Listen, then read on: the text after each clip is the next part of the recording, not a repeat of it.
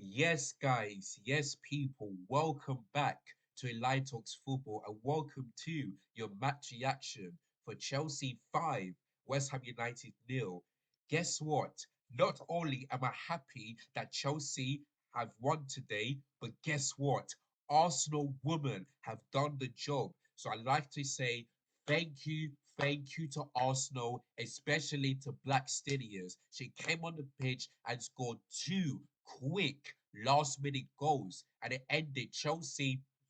Sorry, not Chelsea. Man City won, Arsenal 2. So guess what? The title race is and still Chelsea still have a chance of winning our fifth ever WSL title in a row. Because since Man City have lost, as we've got two games in hand, which is Bristol City today and Tottenham away, it, you know, it can go down to the final game of the season. So I really hope tonight when Chelsea face Bristol City that we at least put like 5 or 6 goals past them, make sure we beat Tottenham, and making sure we get revenge on Manchester United because that's the only way we're going to win our WSL. So we need to win all of our games from now to the end of the season, and I'm just hoping that Man City can drop another point against Aston Villa. So guess what? 2 games today, two. I'm happy. So very good. So thank you so much to Arsenal. And yeah, so Chelsea women, especially Emma Hayes, go out there and win your final home game at Kings Meadow against Bristol City. Win that game, and we're gonna go 3 points behind Manchester City. And if we didn't lose against Liverpool, we would have been the same points as we would have beaten Bristol City. So, but listen, we still have a chance. We just need to win all our games. So thank you so much to Arsenal, especially to Black Stadiums. And Man City's unbeaten win one comes to an end against Arsenal. So thank you so much to Arsenal, especially to Black Stadiums. Thank you so much. Right, so that's that bit done. Let's just focus on Chelsea. 5-0 to Chelsea. And I've got some amazing stats I want to share with you. Give me just 1 second. I've got some stats with you to share. So let me start with Palmer, which says Cole Palmer becomes the only third player in Premier League history to reach more than 30 goal contributions in a single season while aged 21 or younger. And that's actually true because since he scored today, that's his 21 goal and 9 assists. And he was this close to getting 40 GA in all competition. So yeah, but so far 21 goals and 9 assists. I have to tell you as well, I'm going to talk about West Ham in just a minute, but that's the first stat I wanted to give you. Another stat is that Cole Palmer have now scored more Premier League goals in a debut season than Diego Costa did, because Diego Costa scored 20 goals in his debut season, while for Palmer he scored 21. So that is one more than Diego Costa. So there you go. I've got some more stats. And it's also Nicholas Jackson. And guess what? You can all laugh at Kai Havertz, but let's see if you're gonna be laughing at Nicholas Jackson. Because guess what? I said that Nicholas Jackson might be his 30th Premier League goal of the season, and actually is. So since he has 30 Premier League goals this season, he has scored more non-penalty goals than Mo Salah and Kai Havertz. The two teams won the title race. Nicholas Jackson has scored more non-penalty goals than Kai Havertz and Mo Salah in the Premier League this season. Absolutely fantastic. So fair play to Nicholas Jackson. Fair play. I'll keep him for next season. I'll definitely keep him. So fair play to Nicholas Jackson. 3 goals in the last 2 games. Unbelievable. I've got another stat, which is one more. Nicholas Jackson in all competition have scored his fifth 16 goals in all competition this season. Outside of Cole Palmer's 24 goals this season, that makes Nicholas Jackson the second highest goal scorer since 2019-20 season when Tammy Abraham scored 18 goals for the Blues. And so that is amazing. So well done to Palmer and well done to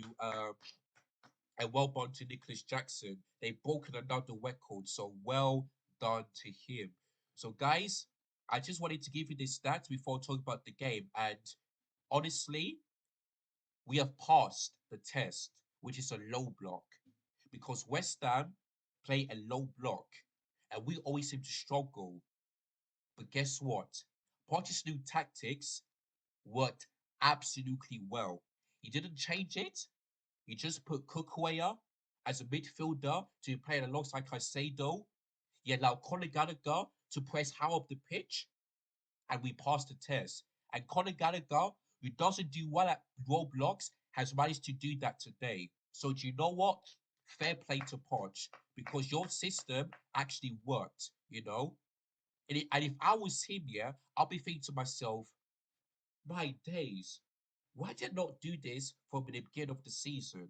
Why did it take me 285 days, yeah, to do this? Like, if I was the manager, I'll be asking myself, why did I do this late instead of the beginning of the season?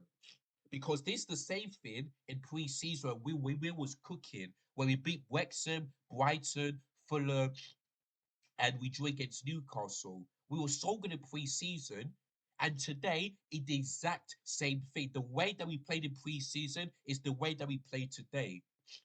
So that's why for me, yeah, if Pochettino gets up to Europe, which is sixth place, then maybe I'll give him one last chance. And also next season, if he does stay, then I want him to do the exact same thing as he done against Villa, against Tottenham, and against West Ham today. So yeah, that's what I'm hoping for Pochettino if he does stay for next season. Do what you did and continue with it when the season is done. Make sure you continue with this type of system because you give players confidence, you give them something to smile, and you get the best out of them. So fair play to Poch. For the rest of the players, from start to finish, every single one of them was absolutely sensational. Every single player on that pitch, from the defense to the attack to the midfielders, they were absolutely sensational. Even Petrovic as well was superb because he made a big save here to keep out West Ham from scoring. So fair play to Petrovic. But every single one of the players on that pitch was superb. Kukuea cooking again. And he could have, and he at least could have got an assist today if I believe it was Madueke who didn't miss that chance. He was superb. Thiago Silva, he's back for Chelsea and he's done fantastically well. Made really good blocks, interceptions, especially the second half when he was up against Kunders and João Bowen and Mikel Antonio. He was superb. Badishil once again looked absolutely fantastic. You know, Trevor Chalobah was amazing once again. In the last two games, you got a goal and an assist. That assist, yeah, that pass into Madueke was absolutely sublime from him. Absolutely sublime, you know, because Chalobah was playing as right back and Madueke was playing as a right winger. So the way he passed to him for that when we scored the fourth goal was absolutely phenomenal from Trevor Chalobah. So he was superb in that game. The midfield, another fantastic performance. Caicedo was superb. Winning balls. He did concede a few fouls, but at least he didn't get a yellow card. So Caicedo, another fantastic performance. And also, he got the assist as well for Nicholas Jackson's second goal when we scored the fifth goal. So Caicedo, another fantastic performance. Conor Gallagher, superb again. Superb again. Made some really good blocks. He even scored. But the one thing I will say about Conor Gallagher is that he should have at least had another goal because I don't know how on earth he kept that one out. I really don't know. He should have at least tapped it in instead of allowing that ball to hit the crossbar. So I think he should have done better. But overall, he scored and it was really good. And he handled the low block very well, like I said at the beginning. So yeah, fair play to fair play to Conor Gallagher. Mudryk, he was superb in this game. Missed a couple of chances, but I think it was the third goal that we scored from Madueke. Yeah, it was all from him because from a corner the ball went straight to Thiago Silva. Then Thiago Silva passed it to Madueke. Then he just taps it in. So that's why Mudryk was absolutely superb. And even Thiago Silva got the assist for that third goal. So yeah, but it all came from Mudryk from a set piece. So yeah, Mudryk fantastic like he did against Tottenham. So fair play. Palmer was superb as well. Scored a brilliant goal after Nicholas Jackson got the assist. Actually, you know what? I forgot to, I forgot to because I forgot that Nicholas Jackson got the assist. So you know what, yeah? This might be hard to pick up my man of the match because in my live watching long, I went for Madueke. But the fact that Nicholas Jackson have got an assist and two goals, it might be hard for me to say he got the man of the match. Maybe I'll go for both of them at the same time, but listen, I don't know who will get the real man of the match between them two, but I wouldn't be mad if it was Madueke or Nicholas Jackson. That's all I've got to say. But I'm thinking I might go for Nicholas Jackson because he could have got like 3 or 4 assists today because that Conor Gallagher's chance all came from him. All came from him. And that one where Nicholas Jackson missed a header, it all came from him, and he could have got a couple of goals as well because most of his attempts were straight at Aouya, when he was been cooking past Kurt Zuma and all that stuff. So maybe I'm gonna give it to Madueke a little bit. But I wouldn't mind if it's Nicholas Jackson, but I'm going to give it to Madueke because I think Madueke did better than Nicholas Jackson in the game against West Ham. You may disagree, but I just watched the game and that's my opinion. So there you go. But I think Madueke did a bit more than Nicholas Jackson in this game. But Madueke, one of his best performances I've ever seen from Chelsea's shirt. One of his best performances. He was so much better than the Luton game. This is his best performance I've ever seen from Madueke, so big him up for him. Nicholas Jackson, in the first half, he got the assist, but he missed some big chances and he looked a bit quiet. But the second half, he did really well, Um, the one way he tapped it in, he was in the right place, right time after Madueke passed the ball to him, so that was good. And then the second one, where Caicedo passed the ball to him, he made a really great one, went past Owe in the bottom right hand corner. Of course, the assistant gave it as offside. When I saw the replay, Nicholas Jackson timed this one perfectly, and it was definitely onside. And thank you so much to VAR for giving that one because I don't know why took too long. If I was the VAR, I would have given it straight away because I know what onside and offside is. And Kurt Zuma, with his left foot, played Nicholas Jackson onside. So they gave it a goal. So that was 5-0. And I think, and yeah, that was basically it. So that's how the game went. So Nicholas Jackson got 2 goals. Madueke scored, Cole Palmer scored. Uh, who else scored? I forgot. Which one? Oh yeah, Conor Gallagher as well. So there we go. So now I'm going to tell you about the substitutions because we made 5 substitutions. So the first one was Kaisene coming off for Madueke, and Christopher Kuku, who is back for Chelsea, came for Milo Mudryk. And when Christopher Kuku came on, I fully looked good, even though his passing into Jackson could have been a bit better. But when he came on, it looked a bit threatening. So I think Nkunku came on and did the job. Axel Disasi, um, Gusto, and Alfie Gilquist came on with a couple of minutes to go. I thought Gusto could have got an assist, if it wasn't for that block from Kurt Zuma, because he would have passed it to Nicholas Jackson and he could have got a hat trick as well. So, but yeah, Malo Gusto came on and did well. Axel Disasi as well. He came on, made some really good blocks and interceptions, and we kept a clean sheet as well. So Gilquist came up for Cole Palmer. We switched to a back five. You know, Pochettino wanted to defend a 5-0 lead, and we managed to do that. So yeah, Pochettino substitutions all were perfect, all came up the right time, and we've won the game, and we kept another clean sheet. So in London derbies against Tottenham and West Ham and Stamford Bridge, 7 goals scored, no goals conceded, and 6 points in the last 2 games in the London Derby, which is phenomenal. Yeah. And as it stands right now, as we're recording this video right now, we're both Manchester United on goal difference, and also we're 2 points behind behind Newcastle, and 6 points behind Tottenham, which are playing against Liverpool, by the way, which I'm also watching. So yeah, just imagine if we go above Tottenham after everything we've been through. Honestly, Tottenham will be an absolute bottle job because I can't remember the team, yeah, that started off really good, but they end up not finishing the top, well, not being the title ways, and then end up not finishing the top four. I can't remember a team that does that. So Tottenham are the first team to do it in history if that ever happened. So yeah, but I don't think we're going to be above Tottenham. What I will say is that, sorry about that, but yeah, like I was saying, what I will say is that if Chelsea can win all of our games, including our game at Harry against Brighton, and if other teams drop points, then maybe we can finish above Newcastle, potentially Manchester United if they lose against Crystal Palace, which I'm hoping for, and if Tottenham lose all their games. That's the only way I can see Chelsea finishing the Europa League. So let's just hope we can go, we continue this performance, we continue on a winning form, and if we do make it to Europe, that will give Pochettino to stay for next season. You know, even though deep down I want him gone,